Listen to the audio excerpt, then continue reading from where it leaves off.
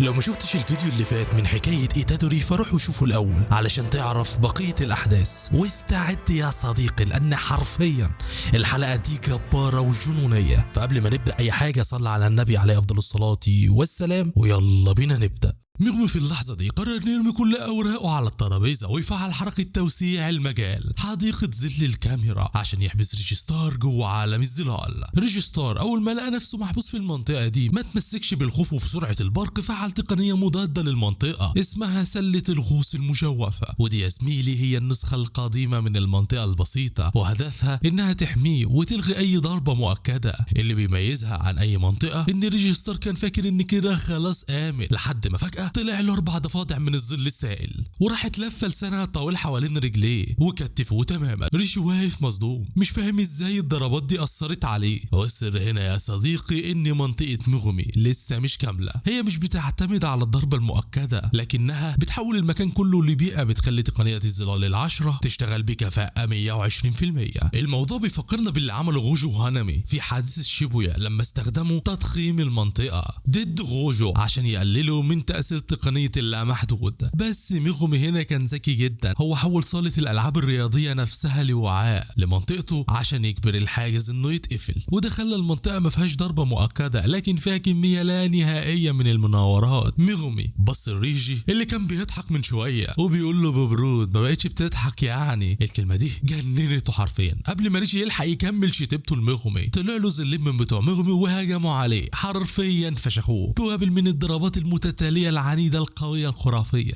ريجي طبعا معرفش يهرب بسبب لسان الضفادع. ريجي هو بيتضرب وبياخد فوق دماغه قدر اخيرا يرجع لورا واستدعى سكاكين قتالية وقطع بها لسان الضفادع عشان يحرر نفسه. اول ما ريجي فك نفسه استدعى ماشيتي او سكين ضخم. ريجي بدأ يحلل الموقف بذكاء وفهم ان المنطقة دي ما فيهاش ضربة مؤكدة لكنها بتزيد امكانية مغمي بشكل مرعب. لاحظ كمان ان مغمي لازم يشيل وزن اي حاجة بيخزنها. ريجي ستار قرر يقلب الترابيزة ويستخدم قدراته ضده. راح مفعل تقنية إعادة التكوين التعاقدي وحرق كمية فواتير وطلع منها عربيات نقل ورماها في الهواء على مغمي. مغمي حاول يستخدم طوق عشان يدمر الفواتير قبل ما تشتغل لكن الوقت كان فات. العربيات دي وقعت فوق مغمي ومباشرة، وبما ان كل حاجة في المنطقة بتتحسب كظل فبقى مطلوب منه يشيل 2 طن و400 كيلو فوق كتافه. مغمي في اللحظة دي النسخ بتاعته اختفت وما قدرش يتحرك وبقى محني وظهره هيتكسر تحت حمل العربيات. ريجي فضل حاسر وكان مستعد يكمل ردم وطحن في مغمي لحد ما يدغدغه تماما. بس مغمي رغم انه كان على وشك الموت بس ريجي وقال له انت نسيت حاجة مهمة. مغمي فكروا ان الارض اللي هم رايحين عليها هي في الاصل ظلال ويقدر يتحكم في كل حاجة. بيقول لي ريجي بص في ظل تاني، ولما ريجي بيبص بيتصدم بالليفل الاقصى. مغمي بمنتهى الثقة بس ريجي وقال له يا ترى مين فينا اللي هيتفاس الاول يا ريجي. بنعرف ان مغمي وزنه 60 كيلو لكنه دلوقتي شايل على كتفه حمل ثقيل، معناها انه لو وقع حرفيا الجاذبية هتفشخه. الفيل العظيم اللي مغمي استدعاه وزنه في الحياة بيتراوح من 3 ل 6 طن، وبما ان منطقة مغمي بتخلي التقنيات الملعونة دقيقة جدا فوزن الفيل اللي واقع فوق ريجي بقى واقع وقاتل لأقصى درجة. ريجي ستار ما كانش قادر يستحمل الضغط وعظم الشظية في رجله اليمين ومعاه عظمة الكعب اتكسروا تماما من كتر الثقل.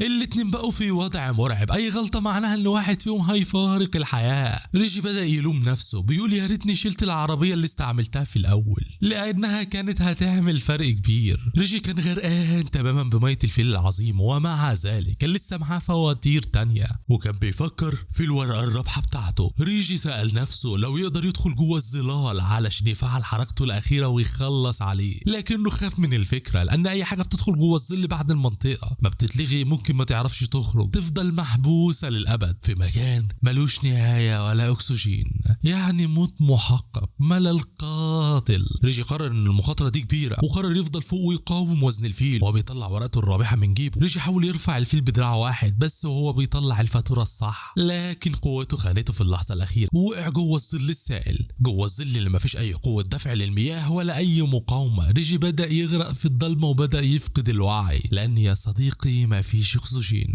مغمي كان مستني فوق وشايف إن ريجي ريجي غالبا كده انتهى. فضل يراقب السطح عشان يتأكد ان ريجي مش هيطلع تاني. الحاجات اللي ريجي بيصنعها بتختفي بمجرد ما بيديها امر، لكن ما كانش راضي يخلي العربية تختفي لحد اللحظة عشان يفضل الوزن ضاغط على مغمي ويموته هو كمان. ريجي وهو بيصارع الموت بينجح حرفيا بأعجوبة، وبص المغمي وقال له انت ساحر قوي وانا معجب بقوتك، ولكن انا اقوى منك يلا. ريجي فعل تقنية اعادة التكوين التعاقدي وطلع حركته اللي شايلها للزمن، واستدعى بيت خشب صغير من دورين وزنه مش اقل من 30 طن. تخيل ان دون كمان وقع على مغمي. الوضع اتقلب في ثانية. ريجي كان فاكر انه خلاص سحق مغمي، لكن مغمي كان اسرع منه. ريجي لقى نفسه فجأة قادر يعوم ويرجع للسطح عشان يتنفس. اكتشف انه بقى جوه حمام سباحة موجود في البدروم بتاع الصالة الرياضية. اللي حصل ان مغمي هرب جوه الظل بتاعه ولغى المنطقة فورا، فخلى البيت الخشب التقيل يكسر ارضية الصالة ويقع معاه. ريجي ما كانش فاهم ازاي الواد قادر يتحرك رغم الوزن التقيل جدا ده، بس استنتج ان مغمي طلع بره الظل في اللحظة المناسبة. مشي ناحية ريجي وهو طالع من المية وتعبان وقال له ان الفواتير بتاعتك دلوقتي بقت غرقانة في المياه. ريجي كان عارف ان المية لوحدها مش هتمسح الكتابة اللي على الفواتير ومش هتمنع التقنية، لكن المشكلة ان البلل ده منع ريجي من انه يحرق الفواتير ببطاقته الملعونة، وده شرط اساسي عشان التقنية تتفعل. مغمي في اللحظة دي قال له من دلوقتي القتال مش هيبقى بلعنات، القتال هيكون بالايد. ريجي ما كانش مصدق الكلام ده قوي، وعارف ان مغمي سابه في الحمام السباحة واستنى شوية عشان يشحن طاقته. بعد ما لغى التقنية ريجي كان متوقع ان مغمي هيستدعي روح تانية، وكان مستعد للحظة دي، وكان واثق ان مفيش روح من ارواح مغمي تقدر تخلص عليه. وده يا صديقي لانه فاكر ان مغمي لسه مش قادر يستدعي كلب الشيطان. وفي القتال الجسدي ريجي بدأ يسيطر وياخد الافضلية.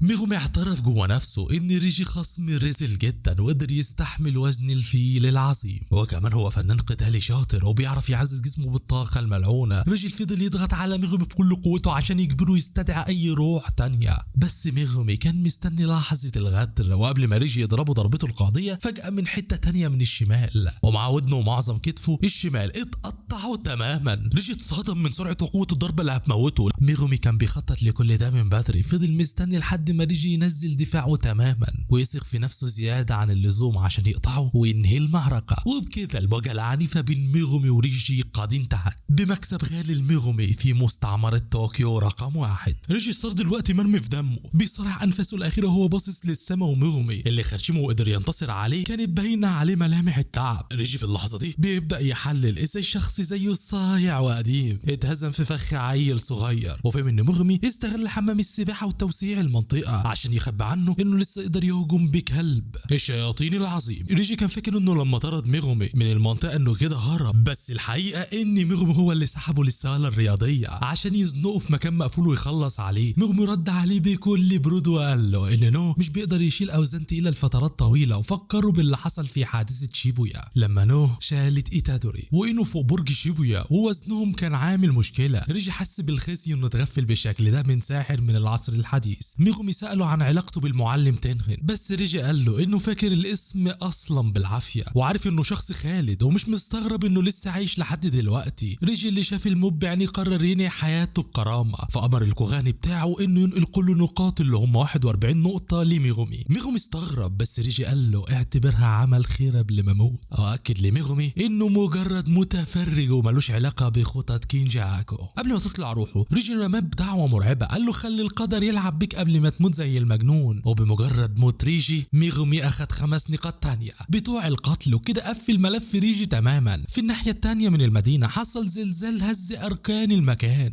هازانوكي كان لسه بيطحن في تاكابا وكان فاكر انه اخيرا فنشه، بس فجأة تاكابا ظهر جنبه ببرود ولا كأن حاجة حصلت. هازانوكي اتجنن بدأ يضرب بجنون، بس تاكابا كان بيتحرك بطريقة غريبة بتخلي الضربات تتزحلق من عليه، وبسبب مش مفهوم تاكابا كان متغطي بصوص غريب خلى هازانوكي يغلي من الغيظ. هازانوكي مش فاهم ازاي الكائن ده مش بيتأثر بأي قنبلة مهما كانت قوتها. الكوغاني قطع عليهم الخناقة. بلغ هازانوكي ان ريجي ستار مات، وهازانوكي اول ما سمع الخبر وساعتها قرر ينسحب لان مفيش فايدة من اكمال المسخرة دي بعد موته. بس تاكابا افتكر ان مغمي طلب منه ياخد نقاط هازانوكي فبدأ ينزل عليه ويطلب منه النقاط. هازانوكي طنشه ومشي. هنا بقى بنعرف السر ورا قوة تاكابا. التقنية الملعونة بتاعته اسمها الكوميديان كمان التقنيه دي بتخلي اي حاجه تكبه يشوفها مضحكه تتحول لواقع فورا، وده معناه انه لو شاف ان موته مش مضحك مش هيموت. التقنيه دي توصل قوتها يا صديقي لدرجه انها ممكن تقف وش لوش قدام جوجو ساتورو. بس النكته ان تاكابا نفسه ما يعرفش انه عنده القوه دي. بعيدا عن الضحك، ريمي كانت بتجري في الشارع وهي منهاره وخايفه، طول عمرها بتعتمد على الديابه، بس المره دي لقت نفسها قدام ديب حقيقي، وهو كلب الشياطين العظيم اللي كان محاصرها ناوي يخلص عليها. وقبل ما ميغومي ينفذ تهديده ويقتلها سمع صوت اخته تسوميكي وهي بتنصحه. ميغومي ما قدرش يكمل ووقع على الارض من كتر التعب فاقدا للوعي. في اللحظه اللي كان ميغومي فيها مرمي في الشارع نزل كائن غريب من السماء وهي